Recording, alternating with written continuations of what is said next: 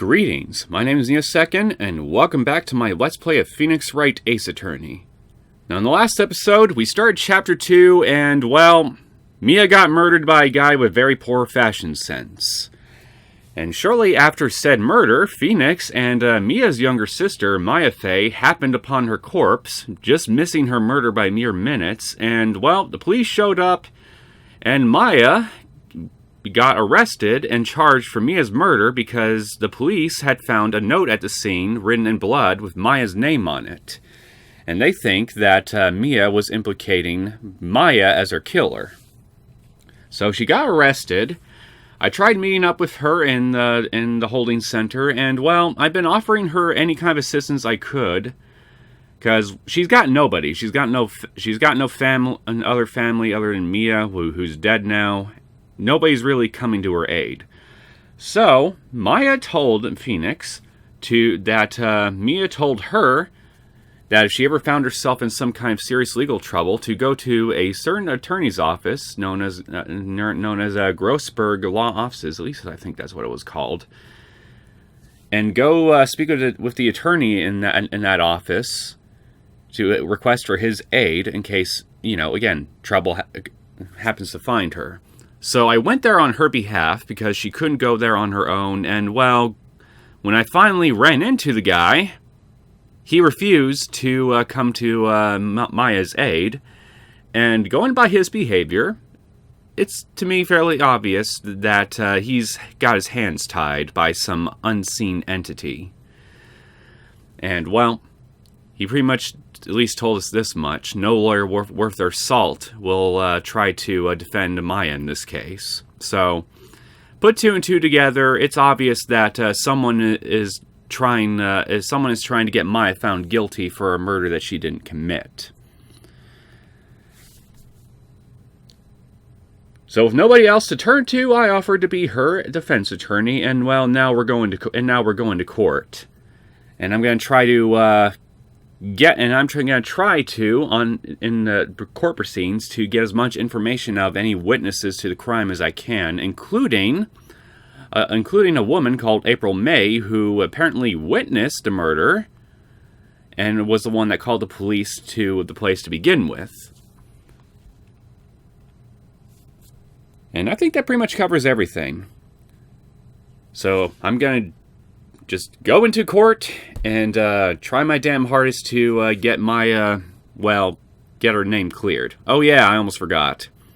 I'm going against a very infamous prosecutor whose name is Miles Edgeworth.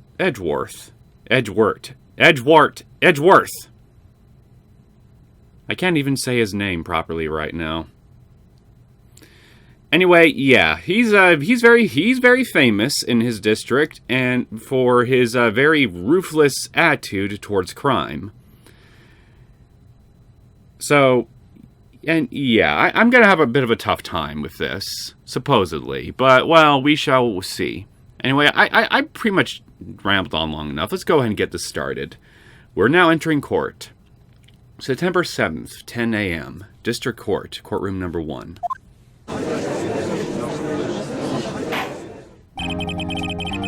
Court is now in session for the trial of Miss Maya Faye.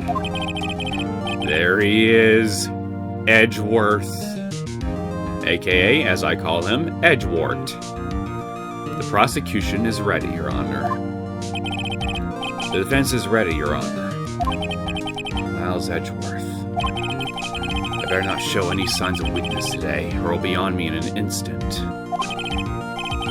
Mr. Edgeworth, please give the court your opening statement. Thank you, Your Honor. The defendant, Miss Maya Faye, was at the scene of the crime. The prosecution has evidence she committed this murder, and we have a witness who saw her do it. The prosecution sees no reason to doubt the facts of this case, Your Honor. I see. Thank you, Mr. Edgeworth. Let's begin, then. If we may call our first witness, Your Honor. The prosecution calls the chief officer at the scene, Detective Gumshoe. Oh, and, apparently when it came to the little nickname, I decided to go with Gumshoe. I pronounced the name, I pronounced the name wrong. Apparently, it's not pronounced Sooty Shoes, it's Swede Shoes. Don't ask me how I got the pronunciation of that name wrong, because honestly, I'm not quite sure myself. But I've listened to the Elvis Presley song fairly recently, just for the hell of it, and well, Mr. Presley himself pretty much gave me the correct pronunciation. So yeah, my apologies for everybody in the last episode who had to listen to my travesty of a pronunciation for Sweet Shoes. I promise to not screw it up again. Can't give you any promises I won't screw up anything else in the English language, though, because, well, as I'm sure some of my longtime viewers will assure you, I'm a bit known for butchering English language at least once per episode. Whether it be over something minor or something just big. Witness. Please state your name and profession to the court. Was I not reading anything this whole time? I hope not. God damn it. Sir! My name's Dick Gumshoe, sir. No, it's Swede Shoe, sir. I'm the detective in charge of homicides down at the precinct, sir. Detective Gumshoe. Please describe for us the details of this murder. Very well, sir. Let me use this floor map of the office to explain. The body was found by this window here. And the cause of death? Loss of blood due to being struck by blunt objects, sir. The murder weapon was a statue of the thinker found next to the body, sir. It was heavy enough to be a deadly weapon, even in a girl's hands, sir. You don't have to keep saying sir every other sentence, man. The court accepts the statue as evidence. You're still calling it a statue. Floor plans. The murder scene, the Fanco law offices. So we now got that. Now, detective. Yes, sir. You immediately arrested Miss Maya Fey, who was found at the scene, correct? Can you tell me why? Yes, sir. I had hard evidence she did it, sir. Detective Gumshoe. Please testify to the court about this hard evidence. Alright, we got our first testimony of the trial. Let's listen closely. As soon as the phone call came in, I rushed to the scene. There were two people there already. The defendant, Miss Maya Fey, and the lawyer, Mr. Phoenix Wright. I immediately arrested Miss Maya Fey. Why? We had a witness account describing her. The witness saw Miss Maya Fey at the very moment of the murder.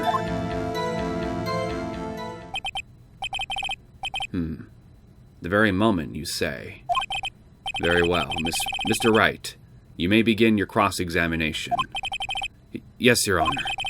Cross-examine what? I couldn't see a single contradiction in that testimony. That's why we got pressed for more information, my blue-suited, spiky-haired friend. Whoosh. Smack! Hey, I just threw something at me. Paper airplane? What's this? When my sister couldn't find any contradictions in a witness's testimony, she would bluff it and press the witness on every detail. The witness always slips up and says something wrong. It worked lots of times.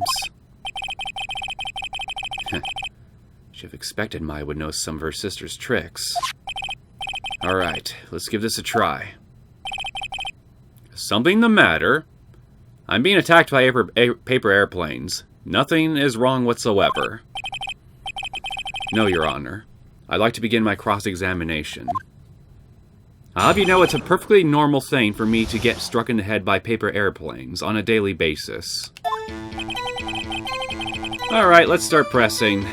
Let's do the first statement. Who'd you say you got a call from? Hey, pal, don't play dumb. You know who. The call was from a customer at the Gatewater Hotel, right across from the crime scene. Okay, I pressed. Not sure it did much, though. Right. Please continue. It never hurts to press a lot on everything, because you never know what little details you might come across later that might prove useful. So yeah, just press often, especially if you can't find anything that contradicts what you got in the court record. Just follow Maya's note. So let's press this. Detective Gumshoe, how long would you say it took between you receiving the call and your arrival at the scene of the crime? Right. I'd say it was about 3 minutes. It's pretty fast. Our motto this month is quick response. That's how I got there before the killer got away. Indeed. You weren't fast enough. So tell us who the two people you found at the scene were. Yes, sir. The defendant, Miss Maya Fey, and the lawyer, Mr. Phoenix Wright. Are you absolutely sure it was us? Of course he was sure. Listen, pal, your dumb act will only get you so far. With your funky hippie clothes and your spiky hair, you two stand out like suspicious people at a crime scene. I think what you wanted to go for was a sore thumb. Well, he does have a point about her. Your spiky hair is very inconspicuous, my friend. She is pretty unmistakable. I should pick my points to press with a little more care. I immediately arrested Miss Maya Fey. Why's that? What's your reason? Why? We had a witness account describing her. That was a very short press. Hold on just 1 second. Yeah? If I heard correctly, you said you arrested her because you had hard evidence she did it, correct? Huh? Did I say that? Me? Yes, Sweet Shoe. That's exactly what you said. I heard you said it. You did say it. You said it. Exactly what about this suspicious woman in Pink's claim was hard evidence? What? Miss May isn't suspicious, and she sure isn't Pink, pal. Have you looked at her? Well, I guess she is Pink. There we go. Now you're remembering. Good boy. That's enough, Detective Gumshoe. Do you have any more solid proof other than her claims, Detective? I guess pressing can have its advantages. I would help you, but I am on the defense side, so it's better for me that you forget. Yes. And this is where I say fuck, so... fuck. Gah! Sorry, I got the order of things mixed up in my testimony, Your Honor, sir. There was something I should have told you about first, Your Honor. Very well, Detective. Let's hear your testimony again. Okay, so hard evidence. After securing the suspect, I examined the scene of the crime with my own eyes. I found a memo written on a piece of paper next to the victim's body. On it, the word Maya was written clearly in blood. Lab test results showed that the blood was the victim's. Also, there was blood on the victim's finger. Before she died, the victim wrote the killer's name, and this is where we have our first contradiction. Because looking at Mia's autopsy report,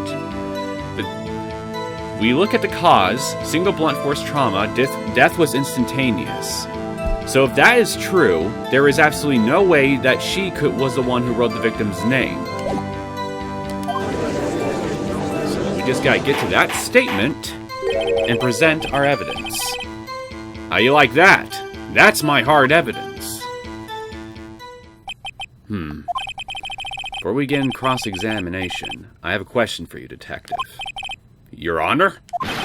Why didn't you testify about this vile piece of evidence the first time?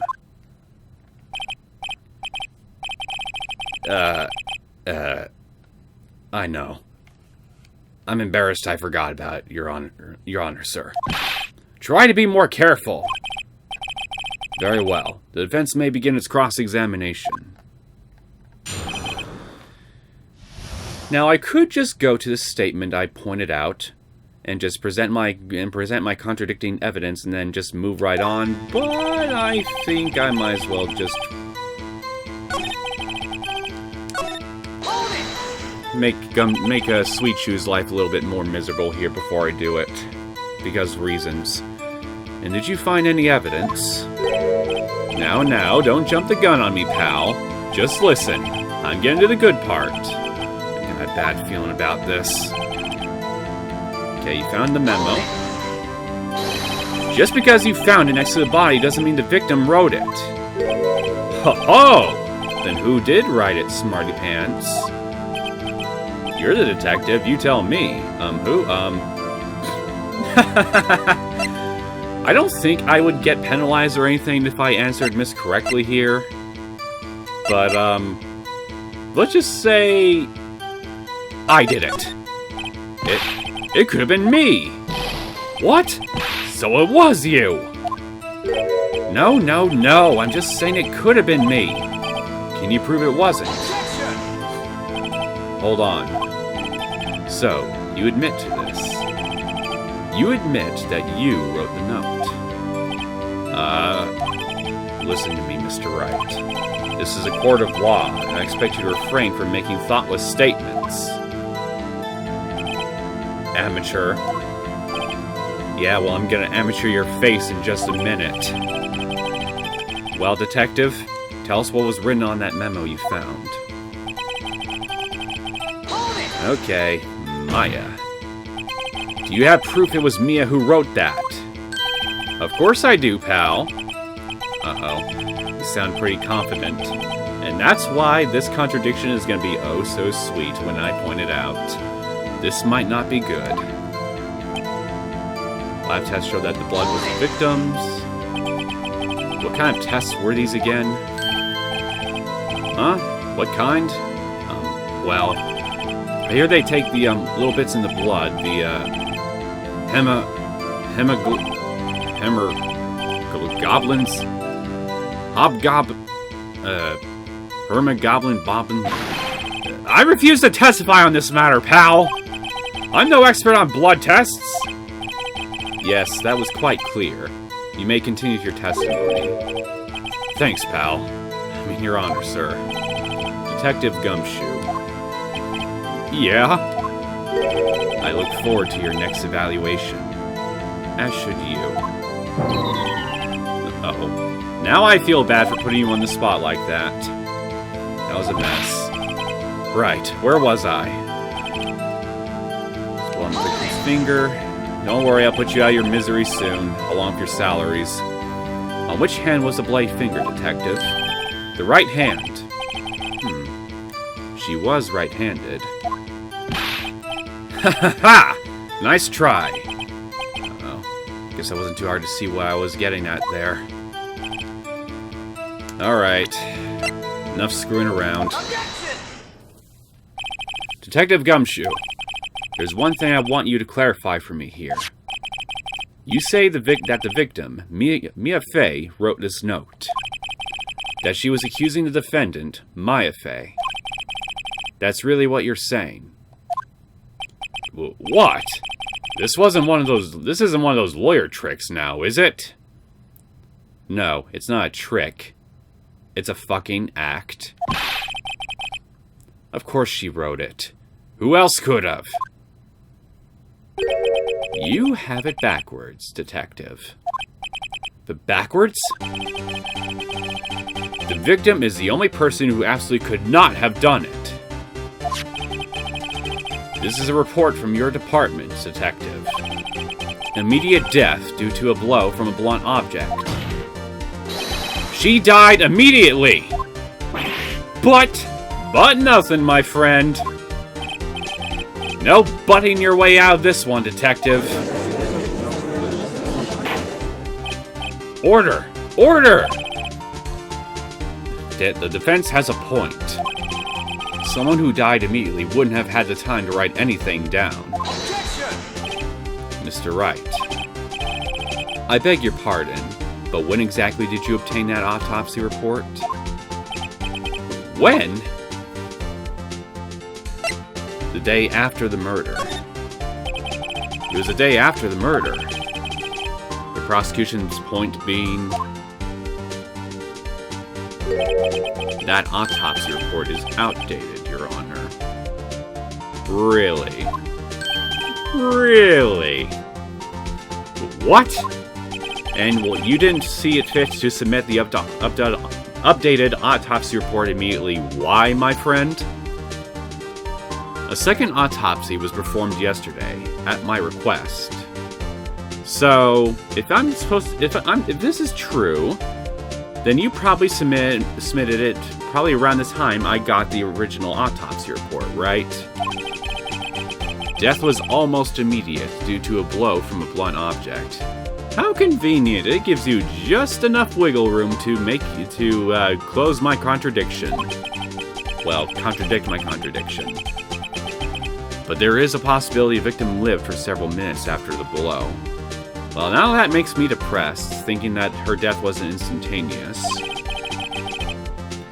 I received these results this morning. No way! Your Honor, it's quite easy to imagine that the victim did have time to write Maya. That is all. I'm gonna wipe that smug grin off your face before this trial's over. I see! Damn you, Edgeworth. Should have known you'd have something up your sleeve. Why, Mr. Wright, you look shocked. Something you want to say? You're a sham, Edgeworth. The detective's a sham. I'm a sham! Well, I say you're a sham because, I mean, you didn't present the goddamn autopsy report immediately at the beginning of the trial. Mr. Edgeworth. I heard there's nothing you won't do to get your verdict. What reason could you possibly have had to request a second autopsy report? Mr. Wright, the defense will refrain from personal attacks on the prosecution. I don't see it as a personal attack. I think it's a perfectly reasonable inquiry. Thank you very much. No matter, Your Honor. Mr. Wright, say what you will. The evidence in this report is undeniable. Your Honor, I submit this report to the court. Understood. The court accepts the evidence. Better late than never, I guess, but still, kind of a very unethical thing to not submit this sort of thing right at the fucking beginning. Okay, so died from a blow by blunt object, may have lived for a few minutes after being hit. Well, Your Honor, the evidence strongly suggests the victim was identifying the killer. I suppose that's the obvious conclusion, yes. Darn, this isn't good. The prosecution would like to call its next witness. This poor, innocent girl saw the murder with her own eyes. April May. Let the witness, Miss April May, take the stand. Exactly what part of her is innocent? Maybe we'll find that out during the proceedings. Maybe. I'm not betting on it, though. Witness, your name, please. April May, at your service. Wink.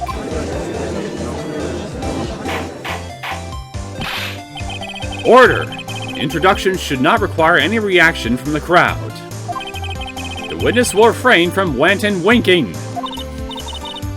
Aww. Yes, Your Honor. This is not good. She's already captured the heart of every man in this courtroom. Not me. I'm immune to her feminine wiles. Tell us, where were you on the night of September 5th, when the murder occurred? Gee. I was like, in my hotel room? Teehee. I checked in right after lunch. And this hotel is directly across the Fay & Co. law offices. That's right, big boy. Please testify to the court about what you saw. Give us your account, pink hair. It was like 9 at night, I looked out the window, you know. And then, oh, I saw a woman with long hair being attacked. The one attacking her was the mousy girl sitting in the defendant's chair. Then the woman, like, dodged to one side and ran away. That girl, she caught up to her and she hit her! Then the woman with the long hair, she kinda slumped. The end. That's all I saw. Every little bitsy witsy. Wink. Well, Your Honor, I see. It is a remarkably solid testimony. I don't see a need to trouble the witness any... Wait, Your Honor! Yes, Mr. Wright.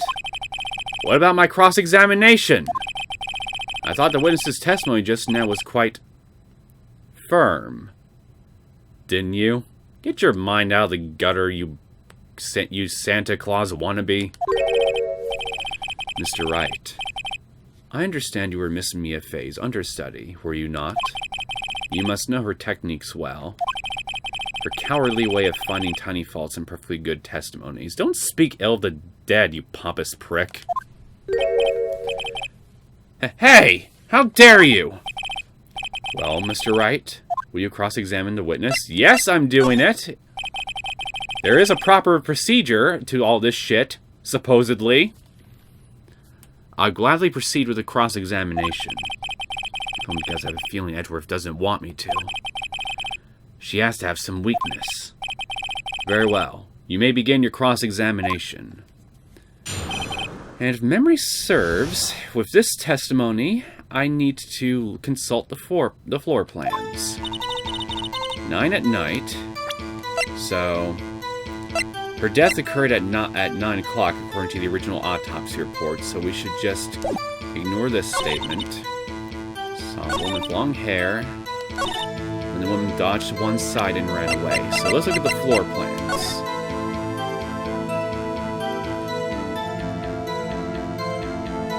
So if Mia was pressed against the window, with her back to the window, like we see in these floor plans, if she dodged to the right, she would have the opportunity to go to the door right here in the upper right corner and try to escape. But if she dodged to the left, she'd have nowhere to run. So let's try pressing on this statement so I can determine which way she dodged. She dodged. Dodged what? Well, the attack! Please, continue your testimony. The girl caught up to her and she hit her. How'd you know it was my client? Huh? Well, Gee. First of all, she had a girl's physique, and secondly, she was small. What about her clothes? Who else could be but her? She has a point. I question your testimony. Hold on a minute. That testimony stinks. What? Okay, maybe I misremembered. Maybe I'm supposed to press on this instead of looking at the floor plans. Miss May, I'm willing to bet that you're lying. Are you telling the truth? Did you really see the defendant?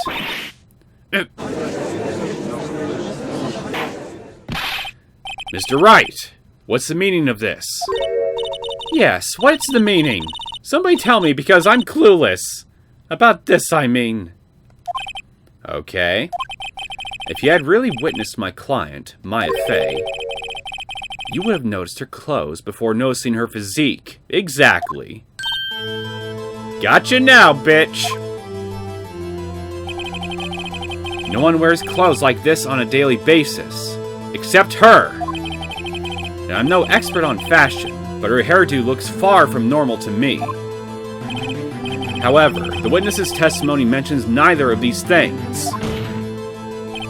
The testimony is bogus!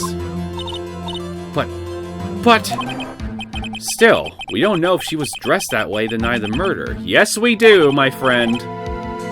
Yes, she was, Your Honor. I saw her. And so did Detective Gumshoe.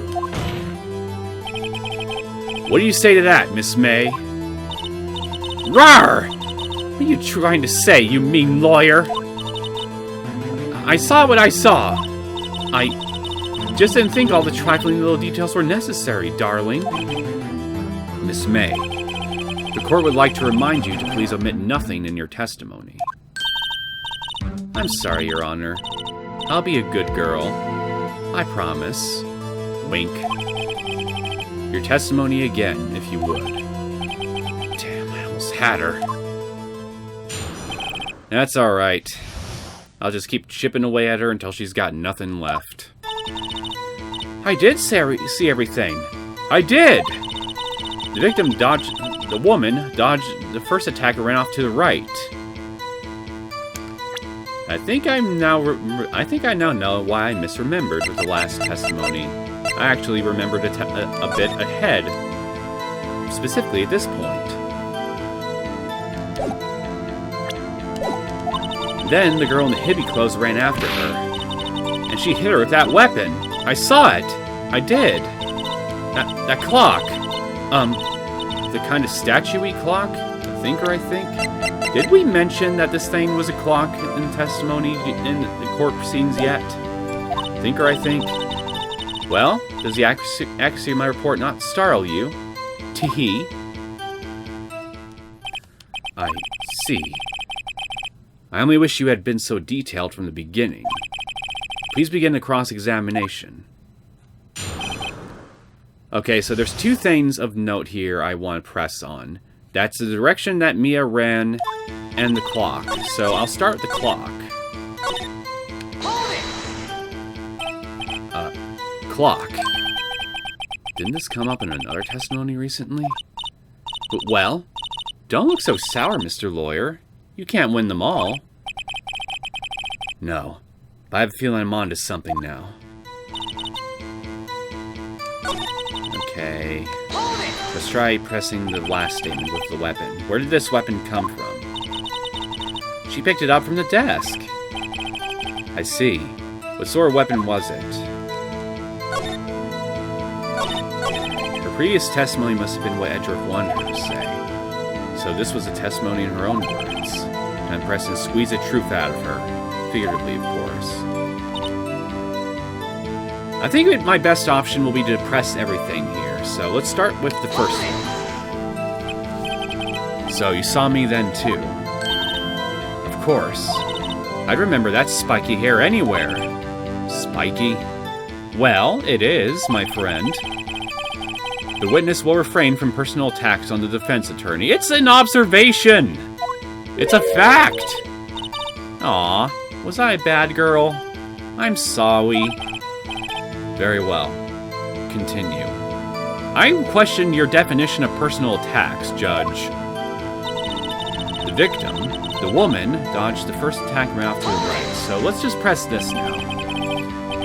Is that a right as in your right, as you looked from the hotel? Which hand do I hold my knife in again? Are you threatening me? Right. It was my right hand, right? Satisfied? Excuse me. Satisfied, Mr. Wright? Please continue. Girl hippie clothes ran after her. How convenient for you to remember her hippie clothes. That's what you... I mean, that's what she was wearing. Oh, and her hair was all done up like a bun. What happened then? Okay. Weapon come from...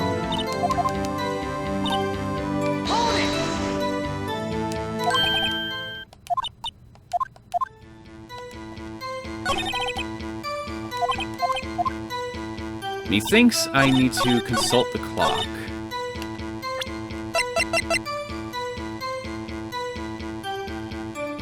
No idea if... Okay, let me just be...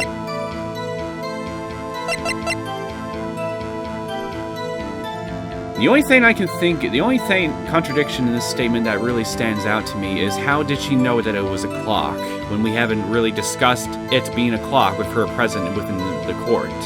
So let's just try using this. Miss May, what you said just now was quite revealing. Stop with the double entendres, you perv. Revealing? Oh, you'd like that, wouldn't you? Naughty Mr. Lawyer. He probably would, if I'm being honest. You just said that this statue of the thinker was a clock. But there's no way of knowing that just by looking at it. Got you again. Another person in much the same position as you recently called this a clock, too. But he was found guilty of murder. You sweating yet, Miss May? Order! Order! Miss May, can you explain how you know this was a clock? Oh. The witness saw the murder with her own eyes. That's all that's important here. I disagree. The defense is trying to confuse the issue with the trivial concerns. Trivial to you, perhaps. Yes. Yes, of course. You'll withdraw your question, Mr. Wright. No, I will not, Beardo. But questions are all I have, Your Honor. And as you may recall, I've caught murderers with these questions before. Well, only once.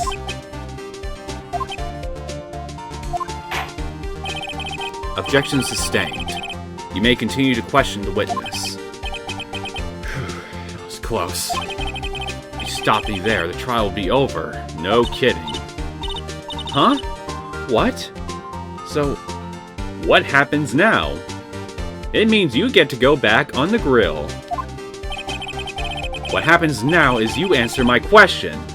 How'd you know it was a clock? What? That's because I heard it.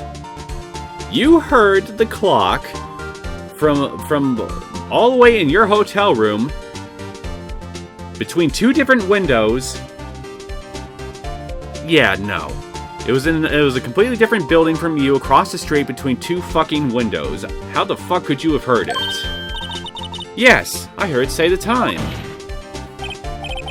So, you've been to the law offices of Fane Co. No. Hey, I didn't say that. Why would I go there? I heard it from my hotel room. The law offices of Fane Co., where the murder took place, is very close to the hotel. Still wouldn't have heard it, I think. She could have easily heard the clock. Well, Mr. Wright, are you satisfied? No, I'm not. No, Your Honor. I can't give up now. I'm not satisfied because she couldn't have heard it. It's not going to be for the reasons that I've stated as to why she couldn't heard it. Phoenix is going to get to that in just a sec. But even if the clock could have actually sounded, again, your buildings apart from each other, even though you're right next to each other, and you got two sets of walls and windows muffling any sound. And I doubt that clock is very loud. So even if the clock could work at the time, how the hell could anybody hear it? You were at the hotel. Not the hotel. Fuck. Should have read that. There was no way you could have heard the clock go off in the building next door. You have proof that she could not? Yes, I do, actually. Amateurs. Listen to me, Mr. Wright. In the courtroom, proof is everything. Without it, you have nothing. You are nothing. Then I would like to propose a test to see if she really could have heard. The prosecution denies your request. But what? On what grounds? This is a trivial matter with no direct bearing on the case at hand. And I again repeat, I think it does matter. Indeed. Objection sustained. Damn. Time to switch directions. Quick. Ready to proceed, Mr. Wright. No, Your Honor. I can't give up now. I'm not satisfied because it couldn't have rung. Guess I should have chosen that one. Your Honor, Members of the court. It is inconceivable that the clock in question rang. It's empty. That clock is missing its clockwork. How could you possibly? Just take a look. Right now! Oh. See anything interesting, Your Honor? It's as the defense says. This clock is missing its clockwork. It's quite empty. Mr. Wright, would you care to explain to the court the meaning of this? Gladly. It is as you can see. The clock was empty. It couldn't have rung. Therefore, this witness is a big, fat liar. Fat? You heard me right. Well, Miss May?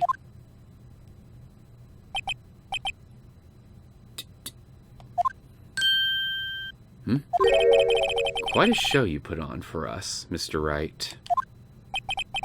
He knew the clock was empty. Somehow, he knew. I'm afraid you've forgotten one thing, however. Indeed, the clock is empty. As you say, it can't ring. And you didn't see fit to point out this inconsistency yourself in the witness's testimony, huh, buddy? That's two unethical things I've caught you red-handed on, much like your stupid suit. However, we must ask, when was the clockwork removed? If it was after the witness heard the clock, then there is no contradiction. Yeah, I guess you could keep your mouth shut here if you use that reasoning. That's true. That is a possibility. I'm not worried. I can contradict you still. The clock might have been emptied after she heard it. And that is exactly what happened, Your Honor. And that is exactly incorrect. Well, Mr. Wright, can you prove when the clockwork was removed? Yes, I can. Ho-ho. Impossible, of course. I have proof. What? Wasn't it you who told me proof is everything? Well, I was listening. And now I'll show you the proof you like so much. The evidence that proves when the clockwork was removed is Maya's cell phone, because it has the conversation right here that shows that Mia took out the clockwork right before the murder. So let's present. Take a look at this. That's a very cute cell phone. Ooh-hoo! You have a girly phone. Yes, I have one, but it's not mine. But wait! This isn't my phone. Listen. This is the defendant's cell phone, and it contains a recording. A recording of a conversation she had with the victim on the day of the murder. Order! Order! Holy shit! I see your eyes twitching! I think that's I think that might be a new animation that they've given you. I don't remember seeing this on the 3DS port.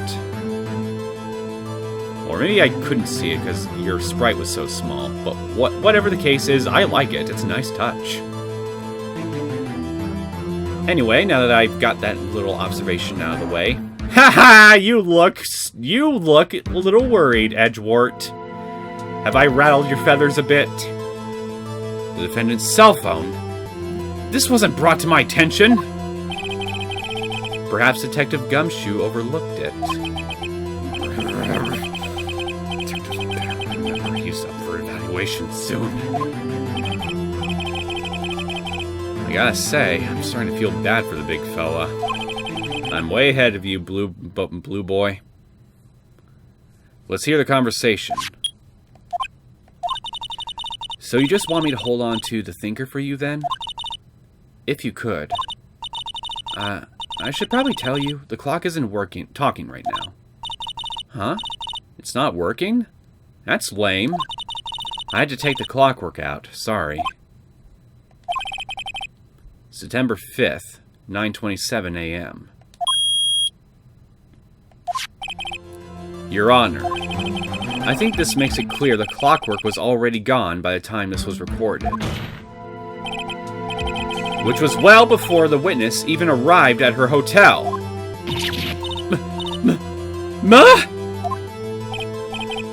Well, Miss May, would you care to explain this to the court?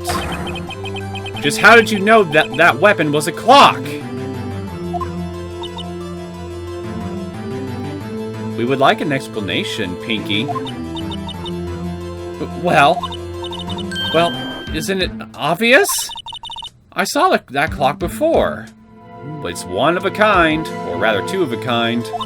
So, fat chance of that. What store was it at again? I go to so many. Oops, I forgot.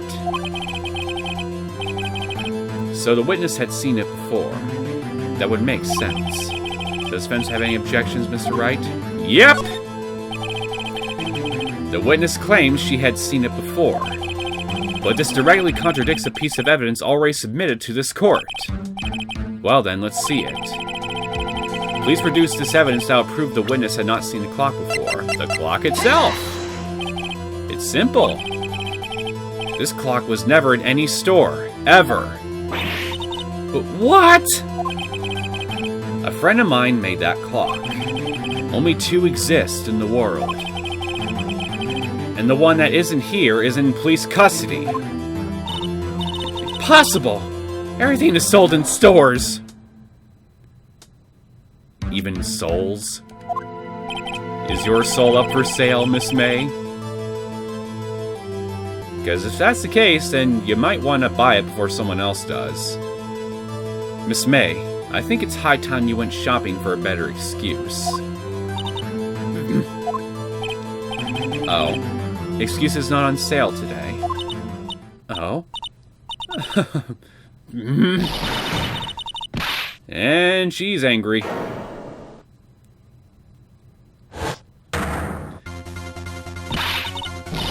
This is probably the scariest that this face of yours has ever looked to me. What is it to you, porcupine head? That stupid clock doesn't matter, okay? She did it, and she should die for it. Die!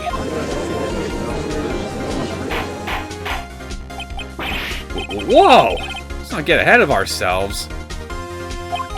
This is a court of law, and the witness will remain calm.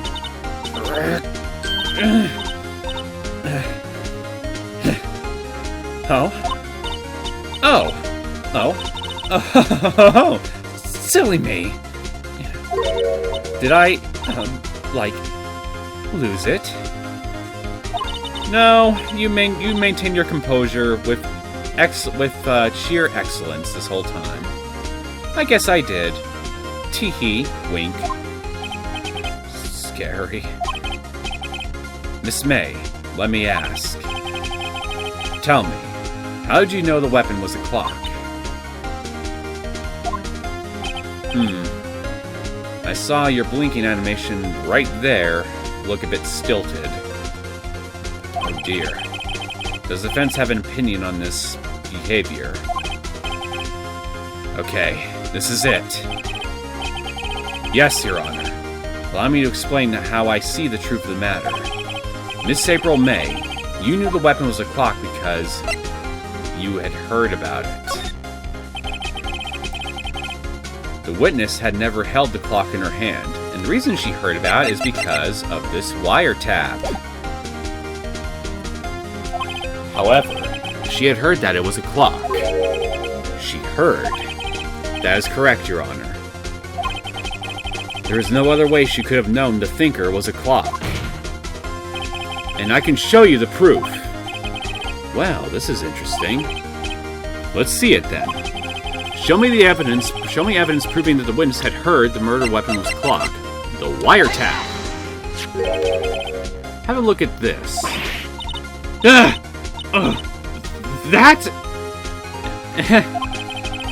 I found this in Miss May's room.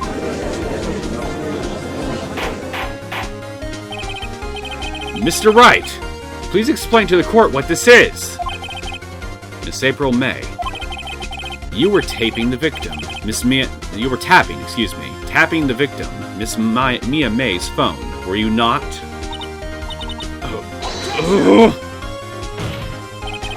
Your Honor, this is irrelevant. Bullshit! I'm not entirely sure that it is. Objection overruled. It troubles me that our witness was in possession of a wiretap. This is outrageous! Does the defense truly claim that the witness was tapping her phone? Absolutely. Even if that was the case, which it's not. Oh, okay, fine. Go on, then. You still have to prove one thing. Did the victim ever say that the weapon was a clock on the phone? Can you prove that? I think not. Oh yeah? I think I can! It's simple. What? Here's my proof. The victim said it was a clock. I think. Yeah, right there.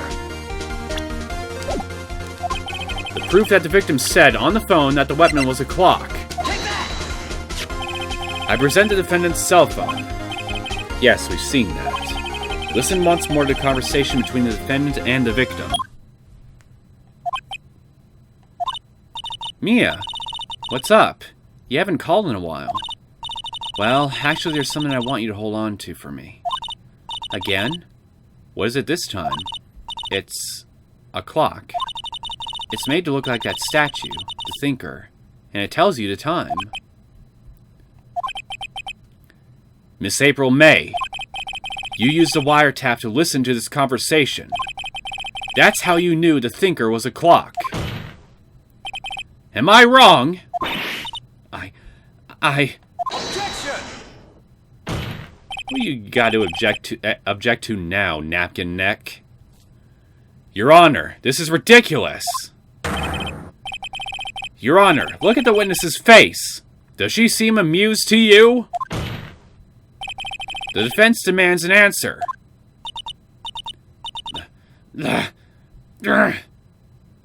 Yeah, see her blinking? It's a bit stilted compared to all her other sprite animations. I guess this is one sprite animation they missed. Witness, answer the question. Did you tap her phone? Miss May! Shut up! All of you! What gives you the right to talk to me like that? You lawyer!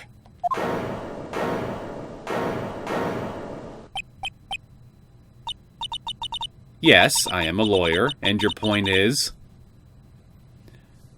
It's no fair! All of you gang up on me like that! Oh, so I'm the bad girl. Is that it? Is that it? Yes, you have been a bad girl during this court proceedings, but to be fair, we haven't really determined in this court that you are the murderer. I mean, we already know who the murderer is. It's not you, but still. Imagine if I wanted to be a dick and implicate you. That did it. The court's seen the real Miss April May now. Now to deal the final blow. Why the wiretap? Why did you tap her phone? Answer the question! Do I have to? Isn't this a murder trial? Isn't tippy-tapping irrelevant? God, she's saying exactly what Edriff wants her to say. Miss May, you were tapping the victim's phone. I hardly call that irrelevant. While this court does not condone the defense's tone of voice, he has a point. Why not condone me? I am perfectly right to be upset with her. Well, Miss May, do you have an explanation for the court? Can you prove you had nothing to do with this murder, even though you tapped her phone? Ha! Let's just see her pull that off. Mr. Lawyer, I saw that evil grin. Yes, maybe you did. But how does that help you? You were probably thinking, I'd like to see her pull that off, weren't you? So you're a psychic. That still doesn't help you. Damn, she's good. Well, you're not the first man who's thought that. And of course, I can and will.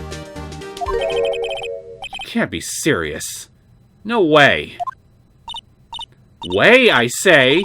Way. Oh, and I assure you, I'm serious, Mr. Lawyer. Okay. So, the killing happened around 9 at night. Why, that's just when I was getting room service from that sweet bellboy. Room service? Iced coffee, I believe it was. Iced coffee? You know, like normal coffee, but cold. I know what iced coffee is, Pinky. If you don't drink it quick, the ice melts and then you have regular cold coffee. Iced coffee? Think I'm making this up? Ask the bellboy. Wink. Ergo, the witness was not on the scene at the time of the murder. That's still okay. Sure, I can give you that. She may not have been at the scene, but that still doesn't explain why she was wiretapping her phone and what it has to do and what she has to do with the murder. Just because she wasn't there doesn't mean she had nothing to do with it. This doesn't answer my inquiries. So where does that leave us? It is my great displeasure to inform you that the witness appears to have been tapping the victim's phone. And you were saying earlier that it wasn't the case that she was. However, that is a separate crime, with no bearing on the current case whatsoever. Her testimony stands. She saw the defendant, Maya Fey, commit murder. No, they're going to just let her walk away. There's no way I can win this unless I tie Miss May to the murder somehow. Well, does the defense have anything to say?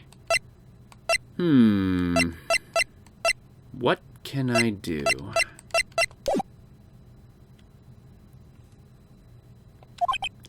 Well, come on, think of something.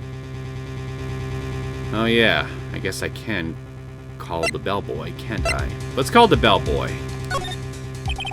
The defense would like to call the hotel bellboy as a witness. There's something suspicious here, and I'm going to get to the bottom of it. I think you've sunken quite low enough already. Objection! Not as low as you. I object to calling the bellboy. Why? What's your reason? Because I hold that the wiretapping had nothing to do with the killing. However, if you agree to one condition, I'll consent to calling this witness. What is it? Condition?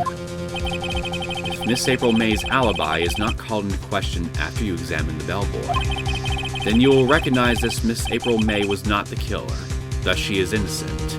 I have no problem admitting that. And thereby, you must also accept the verdict of guilty for Miss Maya Fey. I definitely am not okay with that. That is my condition. What? I better find something suspicious in that bellboy's testimony.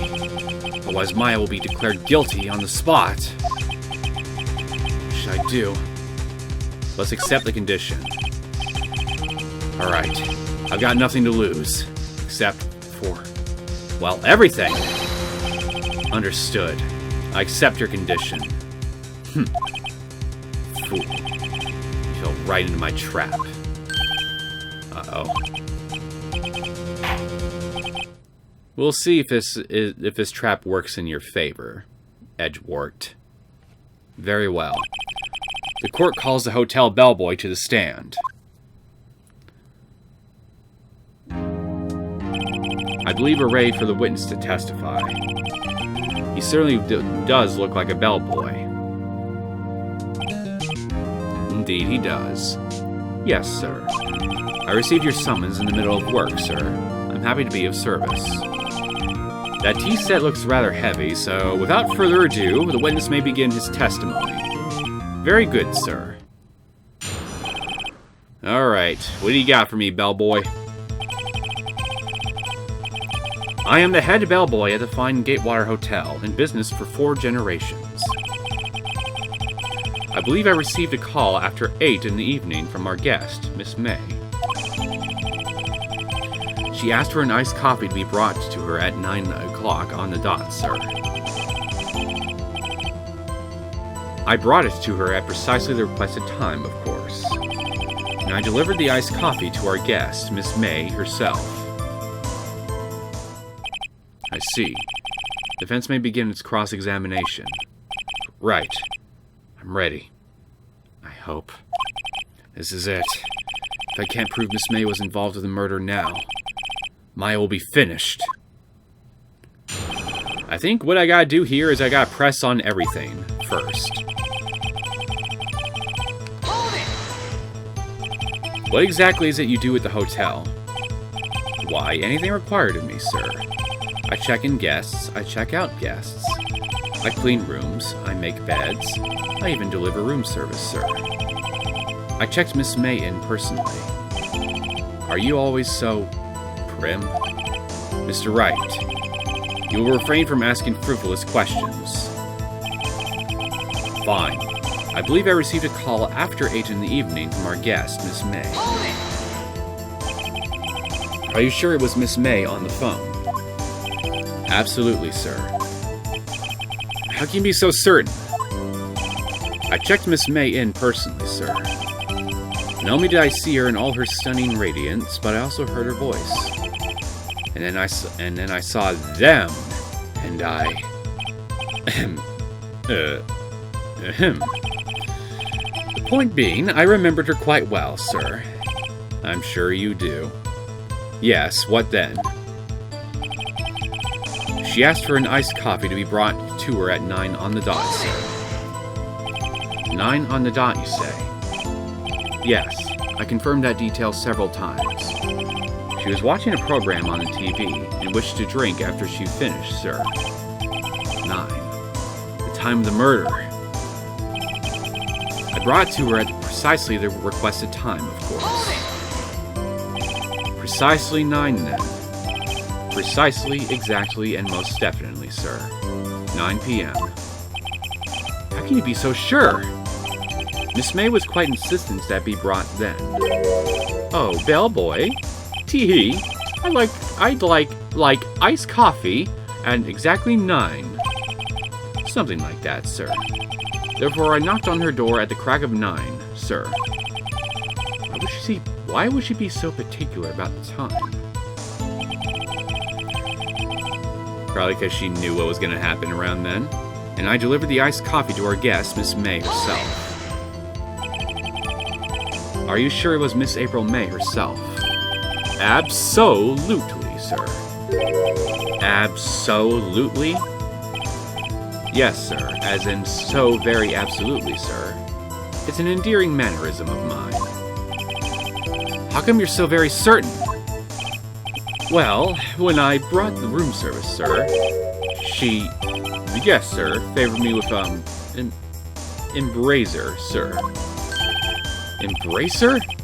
Is that French for embrace? It's French for kiss, sir.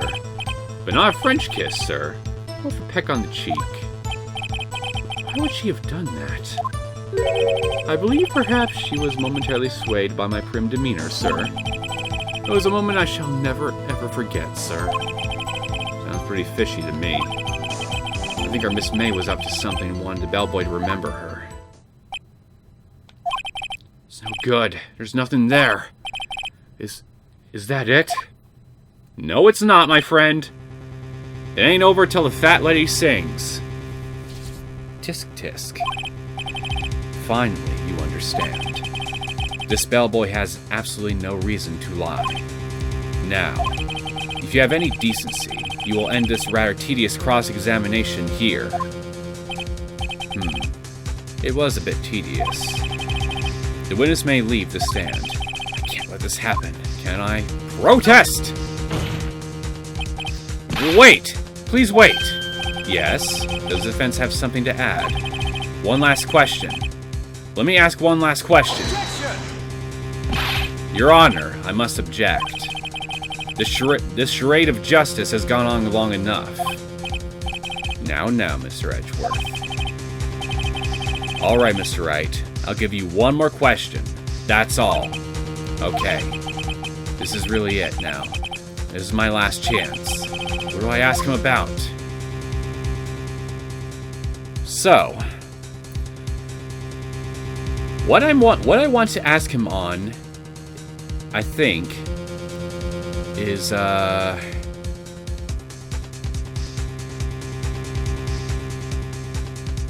thinking either check-in or room service, because if you remember, there was 2 wine glasses in Miss May's room. If she was by herself, why would she need 2 glasses? So what you want to go for is the question that will make the bellboy give a little interesting detail about why she got 2 glasses. And I think I want to go with check-in. Tell me about the check-in. Tell me about when you checked in Miss May. Oh, all right. Very well, sir. My first thought that she was a beautiful, beautiful person. She's just my type of girl, so it was a disappointment, really. I see. Excuse me? What exactly was a disappointment? Well, I am not without charm, sir, but even I'd have little chance with her lover there. There we go. We got something. What did he say? What did you say? Rather, quite. Bellboy, tell us the truth now. Did Miss May check in with another person? Objection! I object. That was objectionable. For your case, but for me, it is glorious. Objection overruled. Even more glorious. The witness will answer the question. Yes, I see. Why did you not mention this in your testimony? Well, sir, you didn't ask. Nice try. That's the sort of thing you're normally supposed to mention. Yes, quite. Indeed. It was the, good barrister there, Mr. Edgeworth, who... He asked me not to mention it if it wasn't specifically asked, sir. 3 things, I got you. 3 strikes, you're out. Oof. You fool! I've done it. I've won. Miss April May checked into a twin room with a man. Correct. Yes, sir. Then, when you brought them room service, you didn't see that man in the room. That's right, sir. Your Honor, we have just learned of another person involved who may have been the murderer. In light of this new fact, I hold that it's impossible to judge the defendant. Wouldn't you agree, Mr. Edgeworth? And who, Mr. Wright? Who is this other person? Simple, it was the man with Miss May. The man who checked in with Miss May.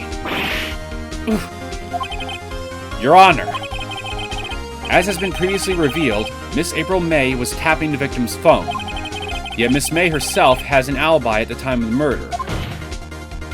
However, that does not clear the man that was with her. The bellboy saw no one else in the room at the time of the murder. My, what a convenient little setup. It's too late. Too late. I suppose you'd like it if it was too late, wouldn't you? After all, it was you who hid the presence of the other man from this court. Ugh. I got you there, buddy. Upstart. Amateur. These accusations are ludicrous. Enough. The court acknowledges the defense's argument. I expect the prosecution and defense to look into this matter fully. Am I understood? Yes, Your Honor. That is all today. That is all today for the trial of Miss Maya Fey. Court is adjourned. I win round 1, bitches. And this time, I didn't get a strike against me. September 7th, 2:24 p.m. District Court, Defendant Lobby Number 1.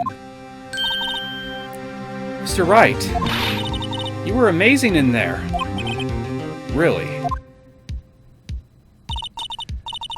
I think I might be your newest fan. Oh, I was just doing my job, you know?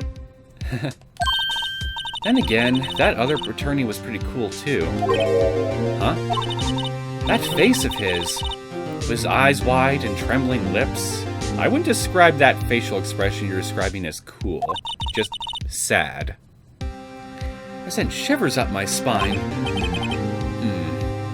You say so. So what happens with me? Do I get to go home now? Well, no. I don't think so. Not yet. Oh. I see. Chin up, at least we're still in this. But I got a great lead in today's trial. A lead? That man with Miss May. He's the key. Oh, I get it. What happened to Miss May after that anyway? I heard they arrested her. I guess she's learning her charms won't work everywhere. She's probably at the detention center now. I may have to go down there later. Anyway, this case is far from closed. Yes, sir. I'm going to find out more about this man. Do you think he was the one? Maybe so. Sis. Don't worry. I'll find him by tomorrow. I promise. I'm counting on you. I won't fail you. I asked for a full record of April May's testimony. I thought it might come in handy during the trial tomorrow. But now that I have it, I'm not so sure. Most of her testimony was all lies. In fact, there's only one part that hasn't been stricken from the record. Okay, May testimony. The victim dodged an attack, then ran to the right, but she was caught and struck. I don't know how much good this will do me at all, now. Anyway, time to hit the pavement and do some investigating. Maya doesn't belong in that detention center. It's up to me to set her free. To be continued.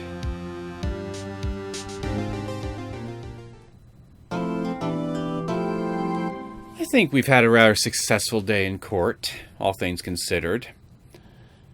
And with that, I think I'm going to bring today's episode to a close. We can start our investigation into this other man that checked into the Gatewar Hotel with April May in the next episode. And maybe while we're at it, we can also find out a bit more about why Grossberg was so keen on not helping Miss Maya out. Anyway, I hope you guys enjoyed this latest episode of Phoenix Wright, Ace Attorney. If you did and you want to see more content from me, feel free to subscribe to my channel. I will see you all next time. Take care.